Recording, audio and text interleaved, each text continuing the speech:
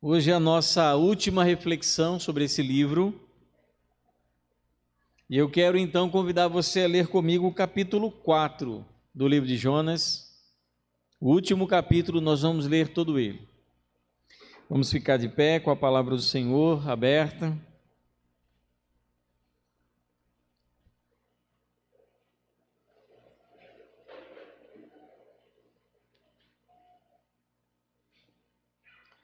Capítulo 4 de Jonas diz assim: Mas Jonas ficou aborrecido e com raiva.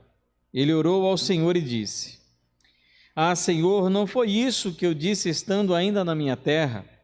Por isso me adiantei fugindo para Tarsis, pois sabia que Tu és Deus bondoso e compassivo, tardio em irar-se e grande em misericórdia, e que mudas de ideia quanto ao mal que anunciaste. Agora, Senhor, peço que me tires a vida, porque para mim é melhor morrer do que viver. E o Senhor disse: Você acha razoável essa sua raiva? Então Jonas saiu da cidade e sentou-se no lugar a leste da mesma. Ali construiu um abrigo, sentou-se na sombra para ver o que aconteceria com a cidade. Então o Senhor Deus fez crescer uma planta por cima de Jonas, para que fizesse sombra sobre a sua cabeça, a fim de o livrar do seu desconforto. E Jonas ficou muito contente por causa da planta. Mas, no dia seguinte, ao amanhecer, Deus enviou um verme que atacou a planta e ela secou. Quando o sol nasceu, Deus fez soprar um vento leste muito quente. O sol bateu na cabeça de Jonas de maneira que ele quase desmaiou. Então pediu para morrer, dizendo: Para mim é melhor morrer do que viver. Então Deus perguntou a Jonas: Você acha que é razoável essa sua ira por causa da planta? Jonas respondeu: É tão razoável que até quero morrer. E o Senhor disse: Você tem compaixão da planta que não lhe causou nenhum trabalho. Você não a fez crescer. Numa noite ela nasceu e na noite seguinte desapareceu. E você não acha que eu deveria ter muito mais compaixão da grande cidade de Nínive, em que há mais de 120 mil pessoas que não sabem distinguir entre a mão direita e a mão esquerda, e também muitos animais? Vamos sentar. Queridos, relembrar de maneira breve toda a nossa estrada até esse momento. Nós estamos estudando o livro do profeta Jonas, profeta, como nós lemos a partir do capítulo 1, chamado por Deus para pregar à cidade mais importante daquela época, a capital do Império Assírio, cidade de Nínive. Ele então, ao invés de obedecer, de cumprir o que Deus manda, ele desce à cidade portuária de Jope e compra uma passagem para aquele lugar que seria o lugar mais distante do mundo conhecido da época, a cidade de Tarsis, lá pela região da Espanha, uma viagem que na época durava em média 1 ano, muito longe. No entanto, Deus o alcança no oceano e lança sobre aquele pequeno barco que trafegava pelo oceano, que navegava, pelo oceano, uma grande tempestade. Os planos rebeldes de Jonas são interrompidos. E aqueles marinheiros, então, apesar de toda a luta para poupar a vida de Jonas, lançam-no ao mar para que então este se acalme. De fato aconteceu, após Jonas ser lançado ao mar, o tempo se acalma. E Jonas tem o primeiro sucesso sem ter dito absolutamente nenhuma palavra evangelística, porque aquela embarcação, aqueles marinheiros, eles começam então a adorar ao Senhor. O que acontece? Jonas, então, sendo engolido pelo oceano, agora é engolido por um peixe. Deus envia um peixe que engole Jonas, e dentro da barriga do peixe, ele se arrepende da rebeldia, do ato de rebelião, de desobediência. E Deus então tem compaixão de Jonas e faz com que Jonas seja vomitado pelo peixe em uma praia. Novamente, Deus fala com Jonas e manda que ele vá à cidade de Nínive pregar aquilo que ele então diria. Só que dessa vez Jonas obedece. Jonas, ele já percebeu que esse negócio de fugir de Deus não rola, não dá certo, não funciona. Hashtag fica a dica, viu? Não funciona fugir de Deus.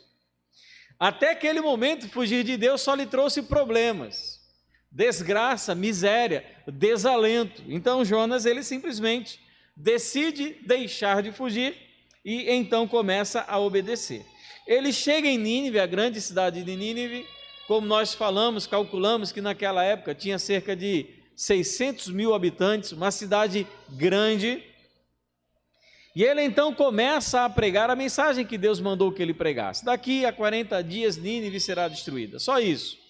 Sem muito floreio, sem muita retórica, na verdade, com toda antipatia e cara fechada desse mundo, sem preocupado com o bem-estar das pessoas ou como elas poderiam ouvir aquela... Ele prega o que Deus mandou e acabou.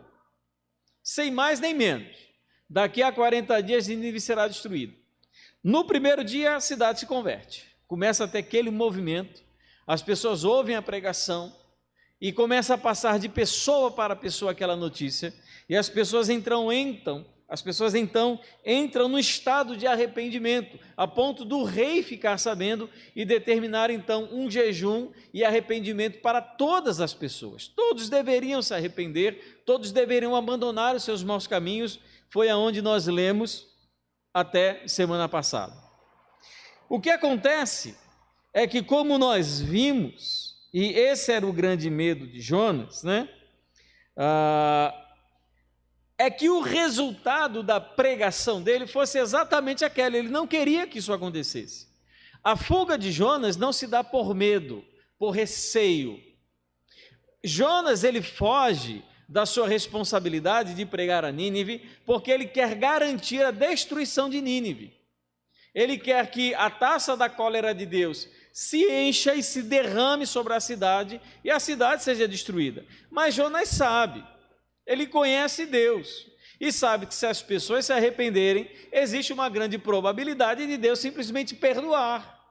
E Jonas não quer isso, ele prefere morrer a ver os ninivitas então perdoados por Deus. Por isso que todo momento nós encontramos no livro Jonas fugindo, Jonas pedindo para ser lançado no mar, Jonas então clamando pela morte, porque o que ele quer ver é a desgraça daquele povo. Então vem esse resultado inesperado, arrependimento. E com o arrependimento então, Deus decide não mais destruir aquelas pessoas. Foi assim que terminou o capítulo 3, lá no versículo 10. Lá no versículo 10, Deus ele se arrepende no mal que intentava fazer, né?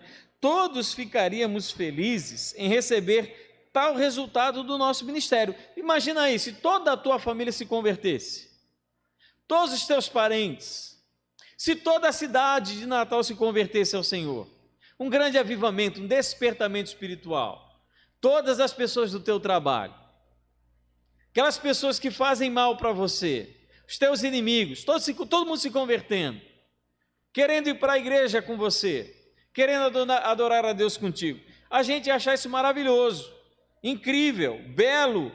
Jonas não, ele achou uma tragédia esse acontecimento, ele achou uma penúria, ele achou angustiante, desesperador. Nós precisamos juntar, para compreender esse sentimento, o capítulo 3, versículo 10 e ler junto com o capítulo 4, versículo 1. O texto está cortado pelo capítulo e versículos da nossa Bíblia, mas o texto no original é um só e diz assim: Deus viu que fizeram como se converteram do seu mau caminho, e Deus mudou de ideia quanto ao mal que tinha dito que faria e não fez. Mas Jonas ficou aborrecido com raiva.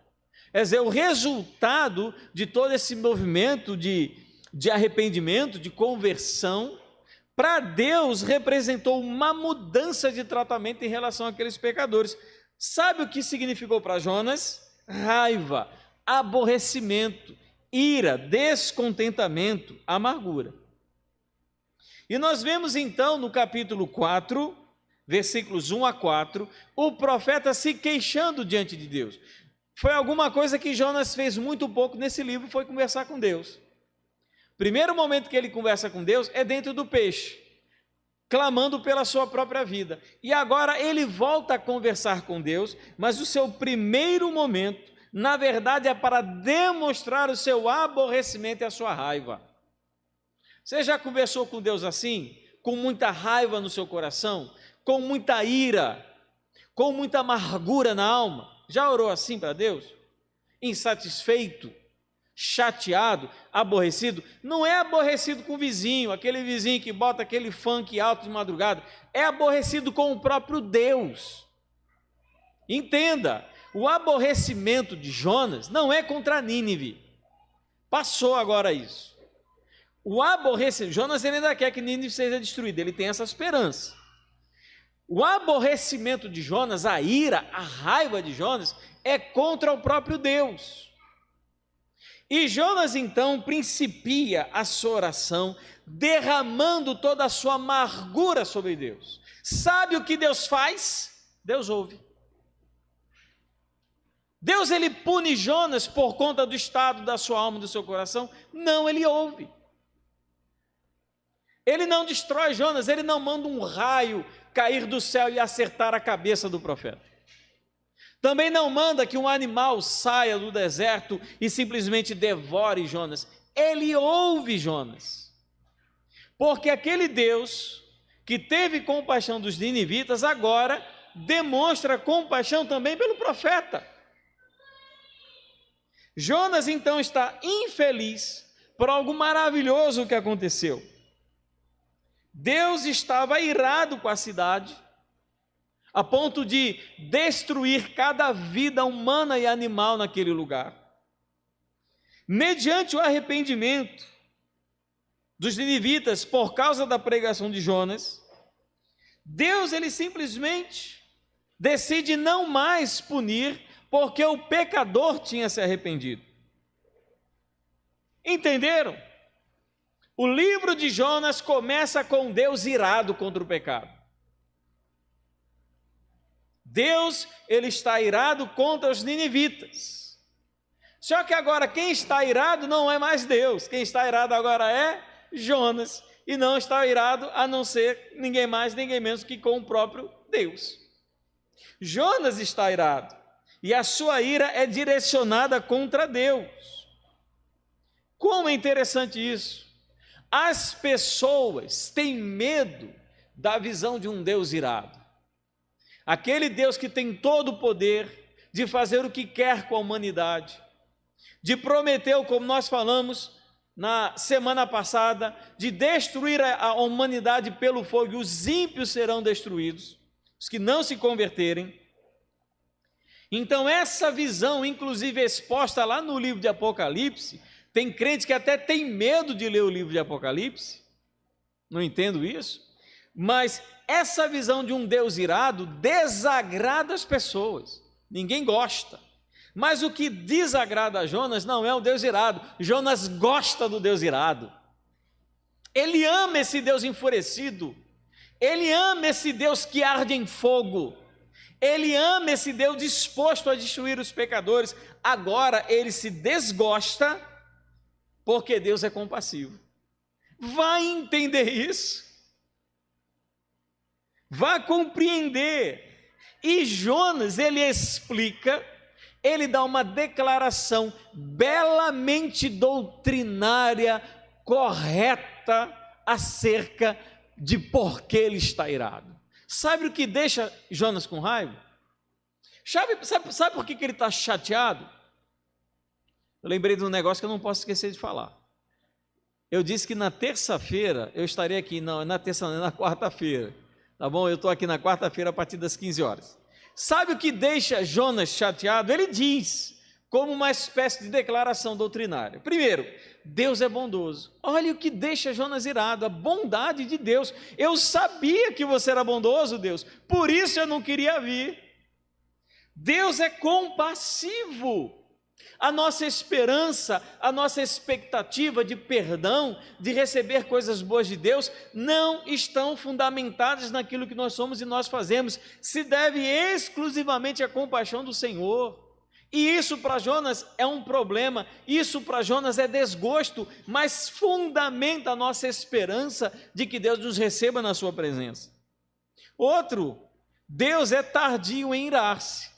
Aqui Jonas foi muito claro. Se o Senhor não tivesse demorado tanto tempo para destruir Nínive, hoje eu não estava com o coração assim.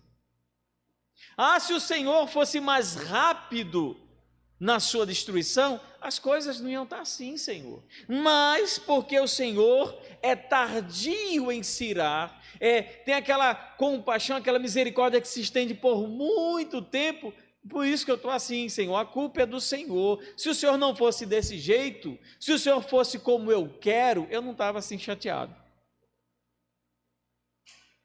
Se o Senhor fosse da maneira como eu esperava, se o Senhor não agisse da maneira como eu quero, se o Senhor não seguisse as minhas determinações, se o Senhor não fizesse exatamente o que eu peço nas minhas orações, se o Senhor fizesse tudo aquilo que eu planejei, eu ia gostar mais do Senhor. Lembra que eu falei que nós somos parecidos com Jonas? Quem já não ficou chateado, com raiva e irado, porque Deus não fez alguma coisa que a gente pedia há tanto tempo? Se isso não aconteceu com você, um dia vai acontecer. Você ora, você pede, você insiste, você lê aqueles versículos, tudo que pedires em meu nome, eu vos farei, para que o nome do meu Pai seja glorificado. Você começa a encher, pedir, começa a citar versículo para Deus, no final Deus não faz aquilo que você queria, e você fica o quê? Chateado. Quem tu és? Tu és Jonas. Porque se Deus fosse da maneira como você quer, Ele seria melhor do que você imagina.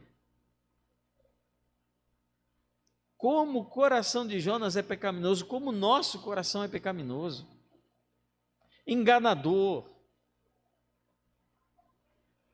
E ele fala mais, ele é tardio em irar-se e ele é grande em misericórdia. O pecado de Nínive era grande a ponto de chegar à presença do Senhor e convencê-lo a, em 40 dias, destruir aquela cidade. Mas Deus, Ele é grande em misericórdia. A sua misericórdia é grande. E por causa dessa grande misericórdia, aquela cidade foi poupada. Queridos, nós às vezes olhamos para Jonas e geramos em nosso coração tanta antipatia, no sentido de, poxa, como Jonas, o homem de Deus, podia ser assim? A minha pergunta não é como Jonas podia ser assim, mas como eu posso ser assim? Porque se não fosse a grande compaixão e misericórdia de Deus, qual o salário do pecado? O salário do pecado é a morte. Onde fala isso? Romanos capítulo 6, versículo 23. O salário do pecado é a morte. Por que quando eu peco eu não morro? Porque grande é a misericórdia do Senhor. Porque eu não sou imediatamente disciplinado e destruído quando eu desobedeço a Deus, porque Ele é compassivo, Ele é bondoso, Ele é tardio em irar-se, é grande em misericórdia. E ele também acrescenta um último ponto na sua declaração doutrinária, na sua razão porque ele está chateado com Deus, porque Deus muda de ideia sobre o castigo. É interessante que Deus ele podia ter mudado de ideia acerca da pessoa de Jonas quando Jonas ia afundando dentro do oceano. Eu olhei assim, não tem obrigação de salvar Jonas. Não tem obrigação. Não tem obrigação de tirar ele da barriga desse peixe. Mas ele fez porque Deus ele muda de ideia.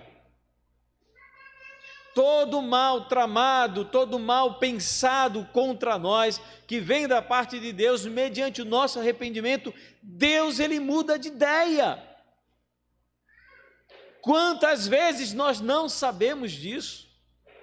Quantas vezes nós envolvidos em nossos pecados e desobediências, fazendo as coisas que desagradavam a Deus, Deus no momento do nosso arrependimento, Ele teria todo o direito e teve todo o tempo do mundo para nos disciplinar, punir e até nos matar, mas ele simplesmente decidiu não fazer porque ele muda de ideia.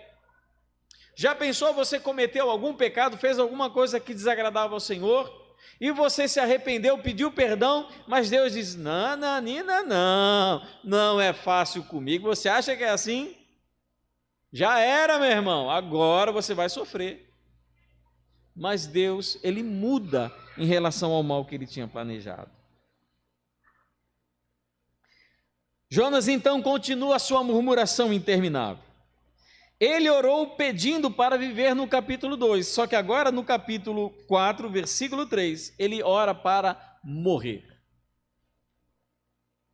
Ele ora pedindo para morrer, porque ele não queria ver aquela cidade ser poupada do castigo. E Deus então, ao ouvir esse queixume do profeta, ele pergunta lá no versículo 4, olha que interessante, e Jonas simplesmente dá as costas para Deus. Jonas é abusado, é corajoso, é abusado. E o Senhor pergunta a Jonas: você acha que é razoável essa sua raiva? O que Jonas faz? Ele dá as costas e sai da cidade. Ele nem responde a Deus. Queridos, eu queria primeiro que a gente prestasse atenção no que nós estamos falando, é que Jonas foi um instrumento de Deus para salvar a cidade de Nínive. 600.000 vidas foram poupadas naquele dia. E o que me chama a atenção é que o rio de água viva fluiu através da boca de Jonas, sem, no entanto, Jonas ser transformado por ela. O rio se derramou, o rio da palavra do Senhor se derramou por intermédio da boca do profeta. Ele falou, as pessoas foram transformadas, mas ele não experimentou absolutamente nenhum tipo de transformação. Porque Jonas estava impermeabilizado à palavra que ele mesmo pregava. Provocou vida dos outros, mas nele não produziu absolutamente nenhum efeito. E eu temo, amados, que conosco seja exatamente a mesma coisa. Quantas palavras, versículos e textos bonitos nós falamos para os outros, quantas músicas belas cantamos, mas elas não produzem absolutamente nenhuma vida em nós. Aquele profeta livrou, mesmo a contragosto, 600.000 pessoas da morte, mas ele mesmo por dentro não foi transformado. E eu conheço muitos evangélicos, muita gente que se declara, que professa o Senhor, que fala dele. Nós vemos a quantidade de pastores, de cantores gospel, que pronunciam, cantam belas músicas, cuja vida é deplorável, deprimente, desprezível. Falam, mas não produzem absolutamente nenhum tipo de vida dentro do próprio coração.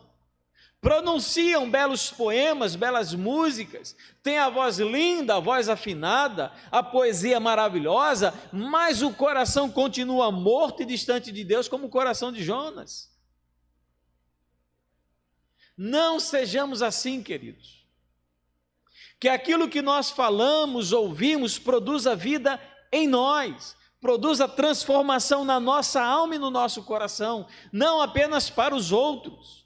Lembra o Senhor Jesus, médico, cura-te a ti mesmo. O que adianta você ter a habilidade e capacidade de identificar o problema dos outros, de saber mandar versículo para os outros, manda aquela mensagenzinha de WhatsApp, copiada para 50 pessoas dos seus grupos, mas aquilo absolutamente não produz transformação no teu coração? Até quando? Até quando nós vamos nos encher de palavras, vamos pronunciar palavras, vamos falar, vamos pregar, vamos ouvir, e essas coisas simplesmente não produzem nenhuma transformação e mudança interior? Continuamos do mesmo jeito, crendo e esperando que Deus se amolde à nossa maneira de compreendê-lo, entendê-lo e defini-lo, e se Deus não for e não fizer aquilo que nós queremos, então nós estamos com raiva, estamos com toda a razão de reclamar.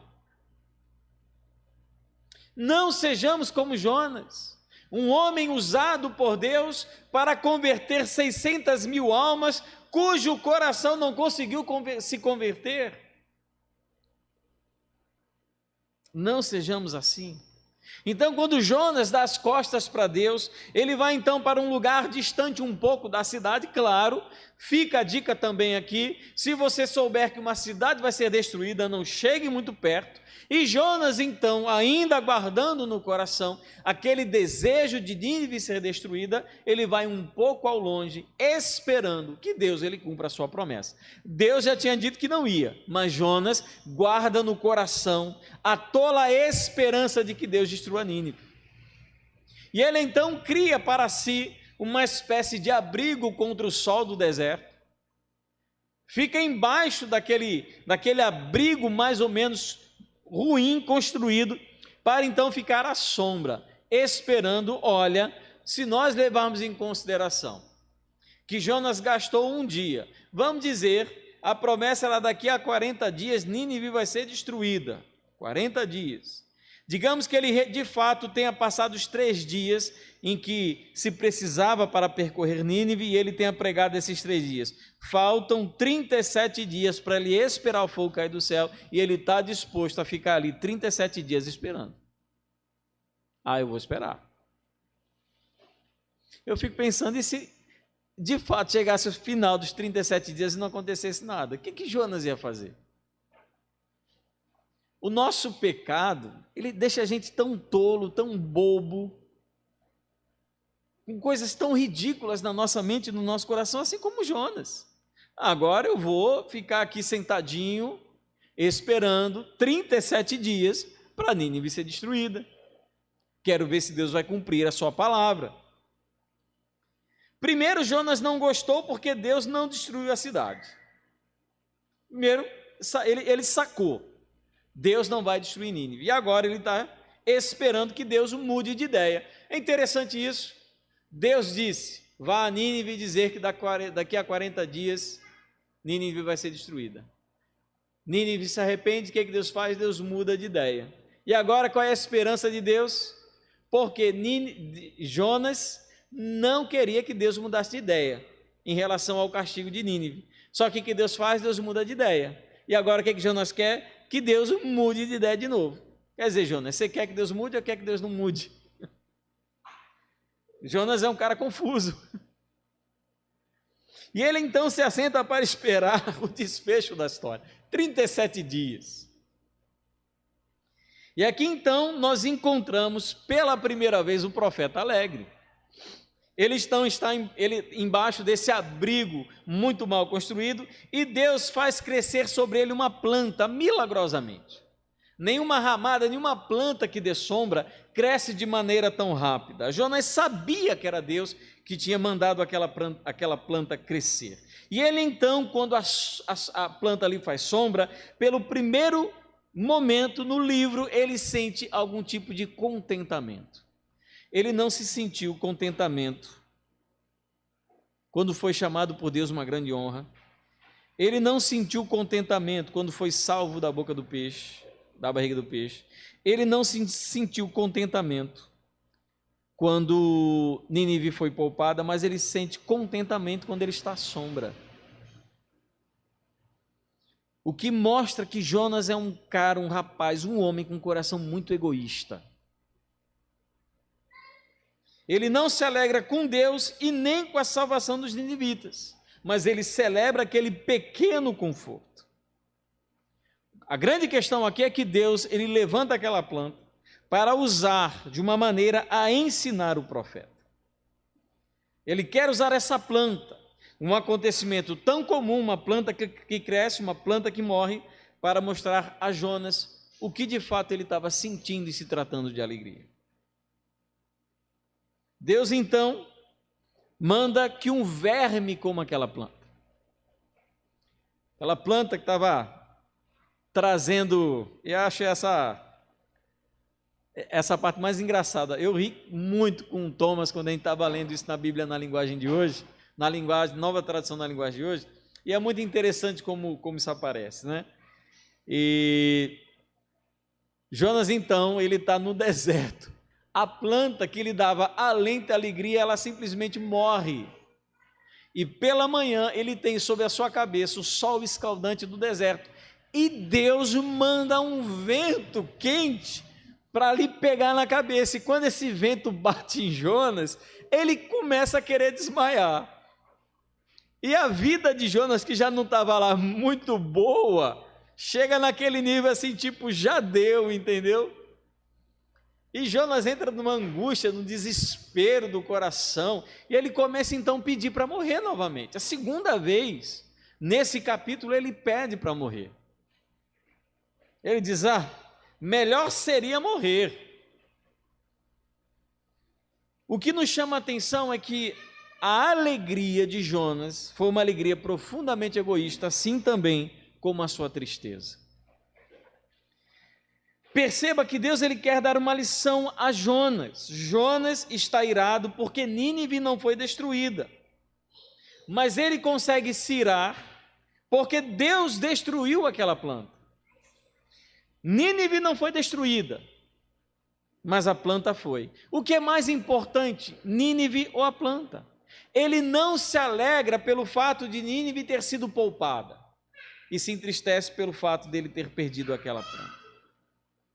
O que é central no coração de Jonas é que Jonas não se importa com o que Deus quer. Ele é a pessoa mais importante de todas. Ou como nós dizemos, ele consegue descumprir os 2 maiores mandamentos. Ele não consegue amar a Deus e não consegue amar ao próximo. Jonas sente-se no direito de ter compaixão de uma planta que ele não plantou, não regou, mas fica irado quando Deus tem compaixão dos pecadores. E o livro se encerra então com uma pergunta, que diz assim: e você não acha que eu deveria ter muito mais compaixão da grande cidade de Nínive, em que há mais de 120.000 pessoas, só crianças aqui no caso, que não sabem distinguir entre a mão direita e a mão esquerda e também muitos animais? Essa pergunta ela não tem resposta. Porque provavelmente essa pergunta é dirigida àqueles que leem o livro. Nós, os crentes, que então leiam o livro de Jonas. Eu queria encerrar essa reflexão fazendo 2 rápidas observações. Primeiro, esse texto nos ensina, acima de tudo, que Deus não é como nós. Perceba a diferença entre esses 2 grandes personagens, entre Deus e entre Jonas. Jonas se irou porque Deus é Deus. Não é como ele. A chateação de Jonas é que Deus não funciona como Jonas quer. Deus não trabalha como Jonas deseja que ele trabalhe. Deus não age da maneira como Jonas determinou que ele deveria agir. Nem sempre se é possível compreender, não é possível dominar, ou como diz no livro As Crônicas de Nárnia, ele não pode ser domesticado, ele não segue as nossas normas, ele não segue as nossas pretensões. Deus é Deus e nós não vamos julgá-lo ou determinar o que ele deva ser. Deus não fez o que Jonas queria e não agiu como ele desejava, não cumpriu suas expectativas e determinações. Alguma época aí, acho que ainda existe esse movimento, de pessoas que ensinam que nós devemos determinar as coisas que Deus deve fazer. Eu determino não sei o quê. Como se isso tivesse poder para forçar Deus a fazer o que nós desejamos. Jamais, nunca, em momento algum. Deus ele não aceitou a barganha de Jonas. Deus ele fez o que ele quis e acabou. Primeiro, Deus não é como nós. Segundo, as palavras que falamos devem produzir efeitos nos outros, mas também em nós. Perceba que Jonas saiu da sua terra, muito a contragosto, foi até Nínive para pegar a palavra, e tudo aquilo que ele falou serviu para os outros, só não serviu para ele. Assim como Nínive estava para ser destruída por causa do pecado, Deus também poderia punir Jonas por causa do seu pecado. No entanto, ele não o fez. Então vamos tomar cuidado que as nossas palavras produzam efeito primeiramente em nossa própria vida. Ou como diz aquele texto de Mateus, antes de tirar a trave do olho do irmão, antes de tirar o argueiro do olho do irmão, vamos primeiro tirar a trave que está na frente do nosso olho. Jonas proclamou uma palavra sobre o pecado e suas consequências, mas ele mesmo foi um pecador que não temeu as consequências do pecado que ele cometeu. A palavra passou por dentro de Jonas, mas não lhe trouxe vida. E quantas vezes, amados, isso não acontece conosco? A palavra passa por dentro de nós, nós ouvimos, ela entra em nossa consciência, mas ela não produz absolutamente nenhum efeito. A palavra, ela precisa produzir o seu efeito. Ela tem que transformar, ela precisa mudar o nosso interior.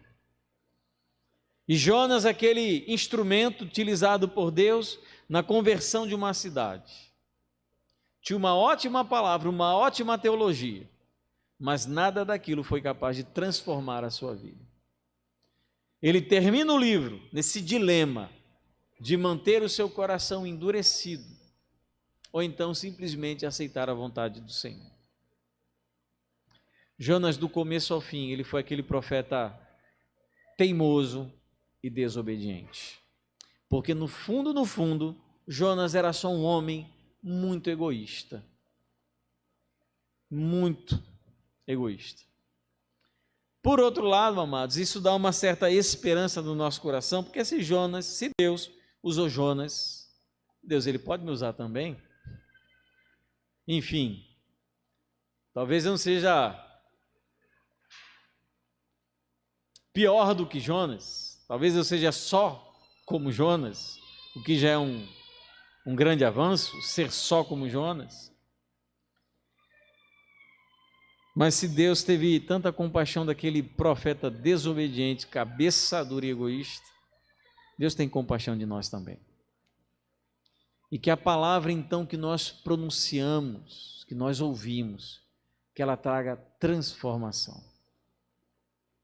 Para que Deus ele não tenha que mandar o vento do leste sobre a nossa cabeça, dar aquela baforada quente, que você chega a perder as forças, para você entender que Ele é Deus.